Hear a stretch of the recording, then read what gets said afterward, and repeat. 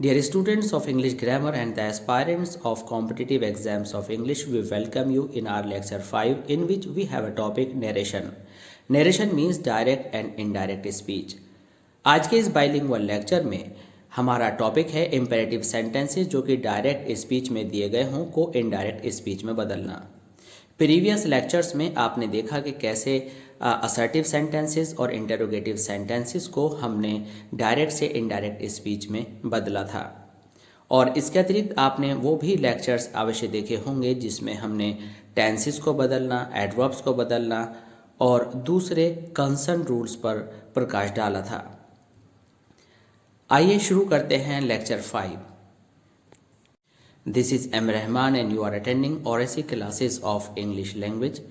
Please to get all such type of lectures from this series and the series of other topics, please subscribe our channel, and if you like our lectures, don't forget to like and share. आइए शुरू करते हैं lecture number 5। Lecture number 5 में हमने यहाँ पर जो example लिया है वह इम्पेरेटिव सेंटेंस पर आधारित है और एग्जाम्पल है she said bring some blank papers. यहाँ पर आप देख रहे हैं कि इन्वर्टेड कॉमास के अंदर जो आपका सेंटेंस लिखा हुआ है, जो रिपोर्टेड स्पीच है, उसके अंदर कोई सब्जेक्ट दिया हुआ नहीं है, कोई हेल्पिंग वर्ब नहीं है और कोई भी क्वेश्चन वर्ड नहीं है। यहाँ पर जब आप बिगिनिंग में ध्यान से देखते हैं तो आप देखते हैं कि वर्ब की फर्स्ट फॉर्म बिगिनिंग में दी गई है। बस यही इम्पेरेटिव सेंटेंसेस की बेसिक पहचान है। जब आपको वर्ब की फर्स्ट फॉर्म बिगिनिंग में दी गई हो और वर्ब की फर्स्ट फॉर्म से अलग आपको डू नॉट बिगिनिंग में दिया गया हो, डू नॉट के बाद कोई सब्जेक्ट न हो, इसी तरह से दूसरे एडवर्ब्स नेवर और ऑलवेज बिगिनिंग में दिए गए हों तो वे इम्पेरेटिव सेंटेंसेस होते हैं। अब ये क्वेश्चन राइज होता है कि इन इम्पेरेटिव सेंटेंसेस को डायरेक्ट स्पीच से इनडायरेक्ट स्पीच में आप कैसे बदलें। तो आइए शुरू करते हैं कि क्या नियम हैं और कैसे इन्हें बदलना है। आप देखिए कि अगर आपको रिपोर्टिंग वर्ब में सैड दिया है या सैड टू दिया है तो इसका कोई फर्क नहीं पड़ता कि टू है या नहीं। आपको हर हालत में जो ये रिपोर्टिंग वर्ब की वर्ब है उसको ऑर्डर में, आस्क में, एडवाइस में, अर्ज में, प्रोपोज में और सजेस्ट में बदलना है। आप ये सोच सकते हैं यहाँ तो ईडी लगा हुआ है लेकिन हमने जो बात कही है वो फर्स्ट फॉर्म में है, तो जो वर्ब यहाँ होगी वही वर्ब आप यहाँ यूज़ करेंगे। अगर यहाँ पर आपका सेज है तो आप ऑर्डर्स करेंगे, सेज टू है तो भी ऑर्डर्स करेंगे, विल से या विल से टू है तो आप विल ऑर्डर करेंगे। तो इस तरह से जो भी वर्ब रिपोर्टिंग वर्ब की होती है, इट मीन्स जो कॉमास के बाहर जो भी टेंस दिया गया होता है वह टेंस आप चेंज करने के बाद भी एज इट इज रखते हैं। तो हम असर्टिव सेंटेंसेस में सैड को सैड रहने देते थे और सैड टू को टोल्ड करते थे, लेकिन इम्पेरेटिव सेंटेंस में टू हो या न हो आपको ऑर्डर में according to the tense of the reporting verb बदलना ही है। कहने का मतलब यह है कि अगर सैड है तो सैड को ऑर्डर्ड में बदलेंगे क्योंकि सैड सेकंड फॉर्म है। ऑर्डर्ड की जगह आप आस्क्ड भी लिख लेते हैं, ये आपको सेंस के अनुसार चेंज करना होगा। आप एडवाइज लिखते हैं, आप अर्ज्ड लिखते हैं, प्रपोज्ड और सजेस्टेड लिखते हैं। अब आइए बताते हैं कि इनमें डिफरेंसेस क्या हैं। ऑर्डर वहाँ पर लिखा जाता है जहाँ पर जो स्पीकर है उसकी मंशा, उसकी इंटेंशन आपसे वर्क परफॉर्म कराने की हो और वह सीधे सीधे आपको करते हुए भी देखना चाहता हो। एडवाइस में वह रिजल्ट देखने में इच्छुक नहीं है, उसको आप वह स्पीकर आपको एक सजेशन देना मात्र पर्पस रखता है कि आप करें या ना करें। यह आपको सेंटेंस देखकर पता लगाना पड़ता है कि आपको ऑर्डर्ड करना है या एडवाइस करना है। उदाहरण के तौर पर अगर हम आपसे यह कहते हैं राइट इट जस्ट नाउ, तो ये इसकी जो टोन है राइट इट जस्ट नाउ, और जो भी आप करेंगे उसको स्पीकर ऑब्जर्व करेगा। परफॉर्मेंस आपकी इमीडिएट चाहिए तो ये ऑर्डर हुआ। अगर कोई आपसे कहता है please do not walk to the right of the road, right side of the road, तो यहाँ पर जो है ये सजेशन है। अगर आप राइट साइड पर चलते हैं तो मे बी आपका एक्सीडेंट हो जाए तो या आपको कोई प्रॉब्लम आ जाए तो स्पीकर आपको अच्छी बात है कहकर चला जाएगा और यह आपके लिए एक सजेशन माना जाएगा कि आप उस पर अमल करें। अगर नहीं करते तो स्पीकर को कोई लेना देना नहीं है। तो ये आपको जज करना है कि स्पीकर के पास इतनी पावर है। ये सेंटेंस से पता लगेगा कि आपको वर्क परफॉर्मेंस उसी समय देनी हो या वह आपको समझा कर मात्र वहाँ से चला जाए। आप करें या ना करें ये आपका डिसीजन हो, यहाँ पर हम एडवाइस मानते हैं।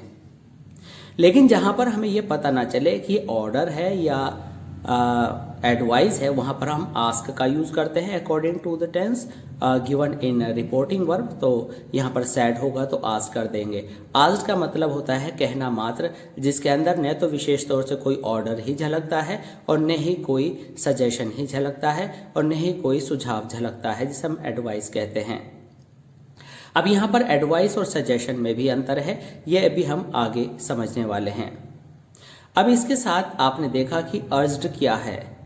देखिए, अगर मैं बिल्कुल गिड़गिड़ा रहा हूँ और आपसे कह रहा हूँ कि प्लीज़ आप मेरे को ये हेल्प कर दीजिए, तो ये प्लीज़ रिक्वेस्ट के अंदर आ जाएगी। तो यहाँ पर जो एक वर्ड है वह रिक्वेस्ट भी है, तो आप इस वर्ड को बढ़ा लेंगे। प्लीज़ की जगह पर आप रिक्वेस्ट लगाते हैं। और अब रिक्वेस्ट में और अर्ज्ड में आपको एक अंतर करना है। यहाँ पर रिक्वेस्टेड आपने लिखा, रिक्वेस्टेड। अब इनमें हम अंतर बताते हैं। रिक्वेस्ट वह है जब आप बिल्कुल सीवियर नीड में हैं और आप चाहते हैं कि वह आपका काम किसी भी स्थिति में हो जाना चाहिए। अर्ज्ड कुछ इस तरह से होता है, जैसे मान लीजिए किसी महात्मा या साधु ने आपसे कहा कि सत्य का साथ दीजिए, आप सत्य बोलिए, तो यहाँ पर साधु के लिए ये अर्ज्ड होगी। साधु को कोई ज़रूरत नहीं है कि आप सत्य बोलें या ना बोलें, लेकिन रिक्वेस्ट में जो स्पीकर है उसकी ये माना जाता है कि नीड है कि आप उस कार्य को उसकी हेल्प के तौर पर करें, जबकि अर्ज्ड में ये एक तरह का जो सजेशन और एडवाइस है आपको इसका सेंस इस तरह से देता है कि आपको ये विनती की गई कि आप ऐसा करें, लेकिन आपके करने न करने से स्पीकर पर कोई फर्क नहीं पड़ता। तो वहाँ पर हम अर्ज लगाते हैं और अर्ज अधिकांश जो सेजिस होते हैं, साधु महात्मा होते हैं, उनके द्वारा कहे गए वचनों में लगता है। एडवाइस में ऐसा आप मान सकते हैं कि कोई अच्छा काम करने की आपको सलाह दी जाती है। प्रपोज्ड और सजेस्टेड अभी हम आगे समझने वाले हैं कि इनको हमें कहाँ पर यूज़ करना है। अब रही बात इन्वर्टेड कॉमास की, तो जो आपके इन्वर्टेड कॉमास हैं वह इन्वर्टेड कॉमास आप हटाते हैं और हटाने के बाद आप उनकी जगह टू लगाते हैं। आइए अब सेंटेंस नंबर 1 में जो हमने एग्जाम्पल लिया है उसको सॉल्व करते हैं। She said bring some blank papers. तो यहाँ पर जैसा कि हमने बताया था कि ऑर्डर वहाँ पर लगाया जाता है जहाँ पर कोई सुपीरियर अथॉरिटी किसी इन्फीरियर को या किसी सबऑर्डिनेट को काम करने का निर्देश देती है। तो यहाँ पर हमने लगाया शी ऑर्डर्ड, क्योंकि न्यूज़पेपर कोई भी ब्लैंक पेपर्स उसी समय मुहैया कराने होंगे, अवेलेबल कराने होंगे। तो यहाँ पर वर्क को तुरंत करने के निर्देश हैं और जो उसका परफॉर्मेंस डन है वो भी देखा जाएगा। तो यहाँ पर हुआ शी ऑर्डर्ड, तो हमने क्या किया, शी को यहाँ पर लिखा, सेट को हमने ऑर्डर कर दिया। तो अभी आप इस टू को देखकर कंफ्यूज ना हो, हमने ये वाला टू तो रिमूव करके ऑर्डर लिख दिया है, लेकिन जो वर्ब फर्स्ट फॉर्म आने की वजह से कॉमास हटा करके जो टू लिखना था ये वो टू है। आप यहाँ पर ये ना समझें कि ऑर्डर के बाद टू इसलिए लिखा क्योंकि सेट के बाद जो टू आता था वो हमने लिखा है। ये सेट की जगह ऑर्डर्ड है और टू जो आपका आया है वह इन्वर्टेड कॉमास की प्लेस पर है। अब टू के बाद कभी भी फॉर्म नहीं बदली जाती, एज इट इज़ रहती है। तो आप देख रहे हैं कि बाकी सारा sentence as it is copy हो गया है। इसके बाद हम आते हैं सेंटेंस नंबर 2 में। सेंटेंस नंबर 2 में हम देख रहे हैं the principal said to the peon post these letters. तो इसमें प्रिंसिपल एक सुपीरियर अथॉरिटी है जिसने अपने सबऑर्डिनेट से अपने एक डिफरेंट ग्रेड के कर्मचारी से काम करने को कहा। तो डेफिनेटली ये ऑर्डर ही है, ये ना तो रिक्वेस्ट है, न ही अर्ज है और न ही एडवाइस है। तो हमने पोस्ट के अकॉर्डिंग भी जज करना होता है कि कौन किस तरह का काम करवा रहा है और किससे करवा रहा है। तो प्रिंसिपल ऑर्डर्ड द पियोन, हमने ये टू यहाँ से हटा दिया है, सेड टू की जगह ऑर्डर लगा है, लिसनर यहाँ आया है, कॉमास हमने हटा दिए हैं, कॉमास की जगह पर टू लगा दिया है, और पोस्ट की जगह पोस्ट फर्स्ट फॉर्म आपकी आई है, दीज का दोज कर दिया है, जो कि आपने लेक्चर नंबर 4 में डेमोन्स्ट्रेटिव एडजेक्टिव्स को चेंजेस को लेकर लेक्चर हमारा समझा था। इसके बाद जो rest part of the sentence है वो एज इट इज कॉपी कर दिया। तो आपने दो मेजर चेंजेस करते हुए ऑर्डर्ड और कॉमास की जगह टू लगा करके और पर्सन्स और एडवर्ब्स को चेंज करते हुए पूरा इनडायरेक्ट स्पीच में आपने चेंज कर दिया, और वह सेंटेंस हमारा बना the principal ordered the peon to post those letters. इसके बाद हम आते हैं सेंटेंस नंबर 3 पर। इस क्वेश्चन नंबर 3 में हमने थोड़ा सा चेंज करने की कोशिश की है ताकि एग्जामिनेशन में अगर किसी तरह का चेंज आपको देखने को मिले तो आप कंफ्यूज ना हो। Reported speech means inverted commas वाला पार्ट पहले भी लिखा जा सकता है और स्पीकर और लिसनर बाद में भी लिखे जा सकते हैं। आपको सेड के बाद वाले को लिसनर नहीं समझना है। लिसनर वो होता है जो टू के बाद होता है, सेड के बाद तो यहाँ सभी कुछ देखने में आ रहा है। तो जो टू के बाद है वो लिसनर है, जो टू से पहले है वो स्पीकर है। तो आप ये मान लीजिए कि आपका सेंटेंस कुछ इस तरह से है, the teacher said to the students, उसके बाद do not make a noise. तो उसको अपने इमेजिनेशन में चेंज करते हुए आपने लिखा the teacher ordered the students. अब यहाँ डू नॉट आ गया, हमने यहाँ पर डू नॉट को एडिशनल एक रूल के रूप में यहाँ पर दिया है। डू नॉट, अगर डू नॉट नहीं होता तो टू मेक अ नॉइज हम यहाँ पर लिखते। अब यहाँ डू नॉट आया है तो नॉट को टू से पहले लिखना है, not to make a noise. तो यहाँ पर हमने डू नॉट को नॉट टू किया, और अगर यहाँ नेवर होता तो नेवर टू होता, यहाँ ऑलवेज होता तो ऑलवेज टू होता, और इसी तरह से सेम सेंटेंस हम आगे भी लिख लेते। इसके बाद हमारा क्वेश्चन नंबर 4 है। क्वेश्चन नंबर 4 में हमारे पास जो डायरेक्ट स्पीच है वह है inverted commas begin Shobhit comma late me do it first said I. तो यहाँ पर हमने इन्वर्टेड कॉमास पहले लेने के साथ साथ एक नया कुछ और आपको सिखाने की कोशिश की है कि जिसको हम एड्रेस कर रहे हैं, जो एक हमने यहाँ पर प्रॉपर नाउन लिया है, एक नेम लिया है, उसका आगे हमने यहाँ पर कॉमा डाला है और आगे स्मॉल लेटर एल से स्टार्ट करके लिखा है let me do it first, उसके बाद comma inverted commas close said I. तो सेड आई का मतलब है आई बोला, तो आई किससे बोला? शोभित से।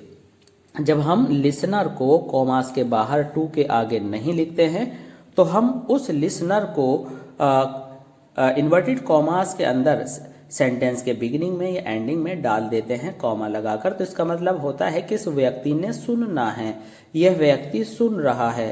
तो यहाँ पर आपने क्या किया कि जब इनडायरेक्ट स्पीच बनाई तो आपने इसको इस तरह से मान लिया आई सेड टू शोभित।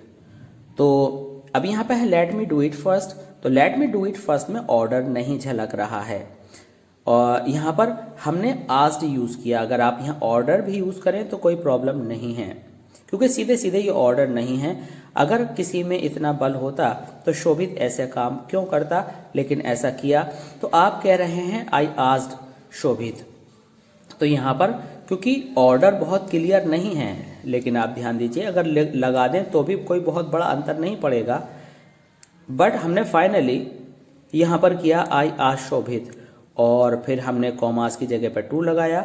लेट को देखकर आपको कंफ्यूज नहीं होना, लेट के पहले टू लगना है क्योंकि लेट भी वर्ब की फर्स्ट फॉर्म होती है। मी फर्स्ट पर्सन का चौथा नंबर है और यहाँ पर जो मी है, मी किसके पास जाएगा? आपके आई के पास। ठीक है, यहाँ पर जो ये हिम लिखा है इसको हमें सही करना है, क्योंकि यहाँ पर ये मी नहीं रहेगा, ये सॉरी हिम नहीं रहेगा, इसको हमें मी करना है। मी क्यों करना है आपको इसे? मी इसलिए करना है क्योंकि जो यहाँ पर ये आपका फर्स्ट पर्सन है, फर्स्ट पर्सन किसके पास जाता है? स्पीकर के पास, और जो आपका ये स्पीकर है, स्पीकर के अकॉर्डिंग ये क्या रह जाएगा? मी ही रह जाएगा। तो यहाँ ये हिम नहीं होगा। इसके बाद हम आगे चलते हैं क्वेश्चन नंबर 5 में, और क्वेश्चन नंबर 5 में हम देख रहे हैं the doctor said take light food these days. तो अब यहाँ पर आपने क्या किया, take light food these days. अब डॉक्टर क्या करता है, डॉक्टर के बारे में ऐसा कहा जाता है कि डॉक्टर हमेशा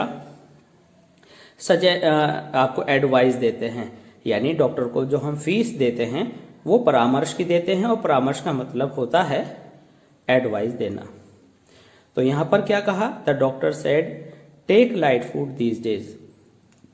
अब डॉक्टर के लिए हम ऑर्डर तो इसलिए नहीं लगाते क्योंकि कोई डॉक्टर थ्रेट तो देते नहीं हैं कि देखिए भाई अगर आपने जो है परहेज नहीं किया तो आपको शूट कर दिया जाएगा, देखिए अगर आपने परहेज नहीं किया तो आपको नौकरी से निकाल दिया जाएगा। डॉक्टर तो सलाह देते हैं, अगर करते हैं तो ठीक है, नहीं तो फिर आपकी हेल्थ और आप जाने। तो इस तरह से डॉक्टर के बाद एडवाइस लगाया जाता है। तो यहाँ पर हमने लिखा द डॉक्टर एडवाइज्ड, और एडवाइज्ड के बाद हमने टेक से पहले टू लगाया, टू टेक लाइट फूड, और दीज को दोज में बदला, दोज डेज। इसके बाद अब हम आगे चलते हैं और इस तरह से हमारा जो है हम पहुंचते हैं सेंटेंस नंबर 6 पर। सेंटेंस नंबर 6 में आप देखते हैं कि लिखा है Sumit said to his uncle please permit me to go. तो यहाँ पर जो please permit me to go है, तो यहाँ पर आप देख रहे हैं कि प्लीज वर्ड एडिशनली यहाँ आया है। अब प्लीज को हमें देखना है कि किस तरह से हम इसको चेंज करें। तो यहाँ प्लीज, जब भी कभी वर्ड प्लीज या काइंडली आ जाए तो प्लीज और काइंडली की जगह सेड टू पर रिक्वेस्टेड होता है। तो हमारा सोल्यूशन ये बनता है क्या कि Sumit requested his uncle to permit him to go. यहाँ पर मी फर्स्ट पर्सन का चौथा नंबर है, फर्स्ट पर्सन सुमित के पास आता है और सुमित के अकॉर्डिंग हिम हो जाएगा, और टू के बाद कोई भी टेंस आपका बदला नहीं जाता। टू के साथ फर्स्ट फॉर्म आई मीन कि इन्फिनिटिव ही रहता है। तो इस तरह से जो आपका सोल्यूशन बना वो ये बना Sumit requested his uncle to permit him to go. तो इसमें मेजर चेंजेस जो आए प्लीज आने पर या काइंडली आने पर आपने रिक्वेस्टेड करना होता है, और कॉमास की जगह तो आप टू लगाते ही हैं। इसके बाद आपका एक नया जो क्वेश्चन है वह है the maid said to the mistress. यहाँ पर आप अंकल की ये जो है यहाँ पर कॉमा आप लगा ले, तो जरूरी है कॉमा लगाना। The maid said to the mistress please do not turn me out of the job. अब यहाँ पर आप क्या देख रहे हैं, यहाँ पर आप देख रहे हैं कि मेड जो है रिक्वेस्ट कर रही है, और रिक्वेस्ट करने के साथ साथ यहाँ पर क्या है कि डू नोट भी एक्स्ट्रा यहाँ पर लगा हुआ है। अब डू नोट को कैसे हम चेंज करते हैं, पहले जानते हैं कि प्लीज की जगह हमने सेड टू की जगह रिक्वेस्टेड लिख दिया, प्लीज हट गया, और कॉमास की जगह जो टू लिखते वो डू नोट वाला रूल यहाँ फॉलो करना है। डू नोट की जगह नॉट टू करना है, और turn her out of the job. तो ये जो मी है, मी फर्स्ट पर्सन का फोर्थ नंबर यानी आई माई माइन मी पहुंचा मेड के पास। मेड होती है शी हर हर्स हर, तो उसका फोर्थ यानी ऑब्जेक्टिव केस हर होगा, आउट ऑफ द जॉब। इसमें कोई चेंज नहीं है, एज इट इज लिख दिया जाएगा। इसके बाद डियर स्टूडेंट्स हम आते हैं क्वेश्चन नंबर 8 पर। क्वेश्चन नंबर 8 में the colonel said move fast. मान लीजिए कोई परेड चल रही है, कर्नल का ऑर्डर आया तेज चलिए, तो यहाँ पर the colonel order to move fast, the colonel commanded to move fast, यानी ऑर्डर्ड की जगह आर्मी की फील्ड में आप कमांडेड भी लिख सकते हैं। तो यहाँ पर हमने कॉमास की जगह टू लिखा और सेड की जगह हमने ऑर्डर्ड किया, यहाँ कमांडेड भी आ सकता था, और इस तरह से अपने सेंटेंस को डायरेक्ट स्पीच से इनडायरेक्ट स्पीच में बदल लिया। क्वेश्चन नंबर 9 में हम देखते हैं mother said do not hurt any animal. तो यहाँ पर जो आया do not hurt any animal, तो ये बहुत ही साधुओं और महात्मा वाली बात है कि जीव को मत सताइए। तो यहाँ एडवाइज्ड भी आ सकता है और अर्ज्ड भी आ सकता है, और डू नॉट की जगह आपने नॉट टू लगाना है, और हर्ट एनी एनिमल। अब हम आते हैं क्वेश्चन नंबर 10 पर। क्वेश्चन नंबर 10 के अंदर दिया गया जो डायरेक्ट स्पीच है ये एक विशेष और अति विशेष रूल पर आधारित है। इस रूल पर बेस्ड क्वेश्चंस आपको बोर्ड एग्जामिनेशन में और कॉम्पिटिटिव एग्जाम्स में बहुत ज़्यादा देखने को मिलते हैं, इसलिए आप पूरी अटेंशन दीजिएगा जो अब हम आपको समझाने जा रहे हैं। यहाँ पर अगर आप सेंटेंस को ध्यान से पढ़ें तो आप पाएंगे the group of the students said let us work now. तो यहाँ पर आप देख रहे हैं कि लेट के साथ अस आया है, जबकि पिछले एग्जाम्पल में हम आपको एक बार फिर ये बात याद दिला दें कि जो आपका सेंटेंस रहा था पीछे लेट वाला, उसके अंदर मी आया था। तो लेट के साथ मी आ जाए, यू आ जाए, हिम आ जाए, देम आ जाए, तो वह सारे जो रूल्स हैं आस्क्ड, ऑर्डर और एडवाइस वाले पैटर्न पर चलते हैं। लेकिन जब आपके पास लेट के बाद अस आ जाए तो वह रूल बिल्कुल अलग हो जाता है।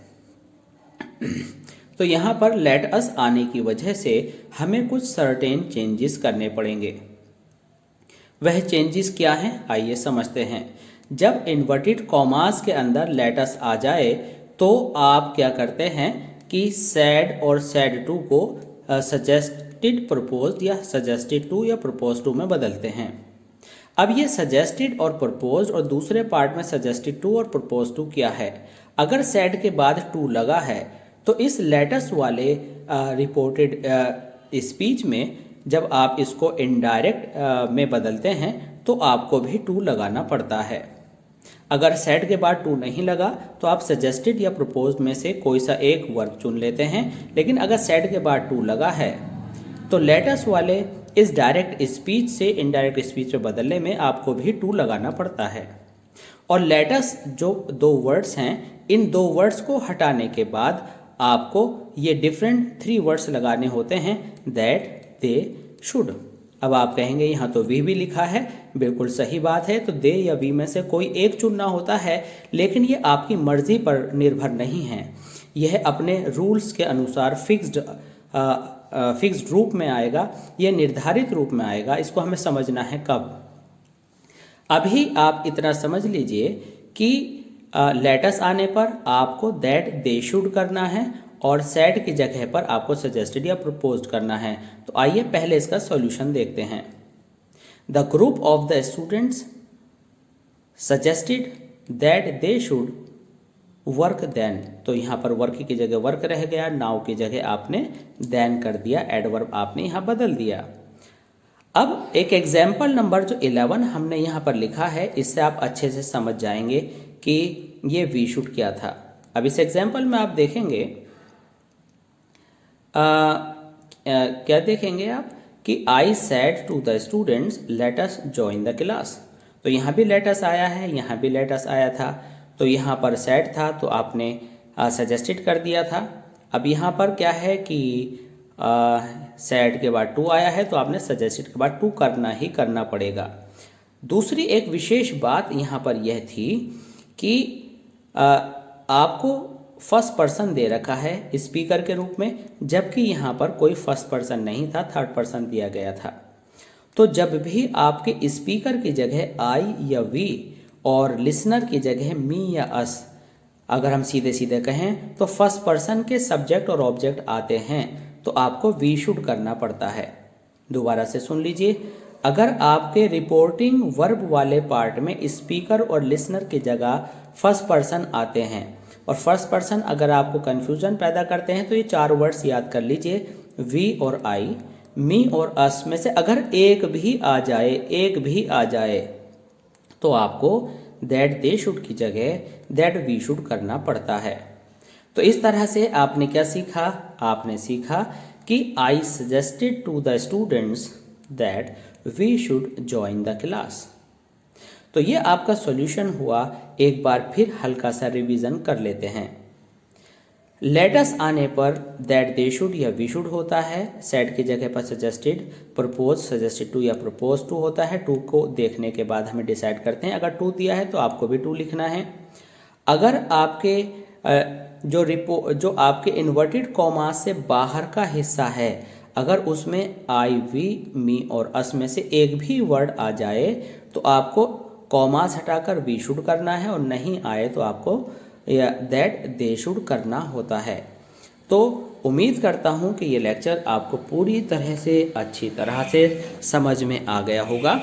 इस तरह के लेक्चर्स इस सीरीज़ में आप आगे प्राप्त करने के लिए हमारे channel Oracy classes of English language को सब्सक्राइब ज़रूर कीजिएगा और इस सीरीज़ को आप पूरी तरह से प्राप्त कर सकते हैं सब्सक्राइब कराने के बाद, और बेल आइकन दबा करके आप नोटिफिकेशन हासिल कर सकते हैं ताकि आपको पता चलता रहे कि कौन सा लेक्चर कब अपलोड किया गया और सीधे सीधे आपको उसकी जानकारी मिलती रहे। लेक्चर्स पसंद आते हैं तो प्लीज़ लाइक एंड शेयर ज़रूर कीजिएगा। Thanks for being with us, thanks for watching Oracy classes of English language. Thanks a lot.